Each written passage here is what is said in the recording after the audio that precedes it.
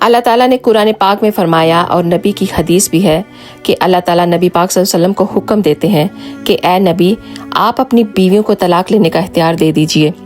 حضور صلی اللہ علیہ وسلم نے حضرت اماں عائشہ کے پاس جا کر فرمایا کہ اے عائشہ میں تم سے ایک بات کا ذکر کرنا چاہتا ہوں، اس کا جواب دینے میں مجھے جلدی مت کرنا، یہاں تک کہ اپنے ماں باپ سے بھی مشورہ کر لینا۔ حضور جانتے تھے کہ حضرت عائشہ کے ماں باپ کبھی بھی ان سے جدائی کا مشورہ نہیں دے سکتے۔ پھر حضور نے یہ آیت پڑھی، اے نبی اپنی بیویوں سے کہہ دیجئے اگر تم دنیا کی زندگی اور اس کی زینت کی طلبگار ہو تو آؤ میں کچھ تمہیں سامان دے کر فارغ کر دیتا ہوں۔ اماں عائشہ نے یہ سن کر فرمایا کہ یا رسول اللہ کیا اس کے بارے میں اپنے ماں باپ سے مشورہ طلب کروں گی؟ بلا شک و شبہ میں تو اللہ اور اس کے رسول صلی اللہ علیہ وسلم اور آخرت کی طلبگار ہوں۔ سبحان اللہ۔ تو یہ تھی ہمارے پیارے نبی اور ان کی بیویوں کا ذکر۔ سبحان اللہ، قرآن پاک میں اور حدیثوں میں۔ اللہ تعالی ہمیں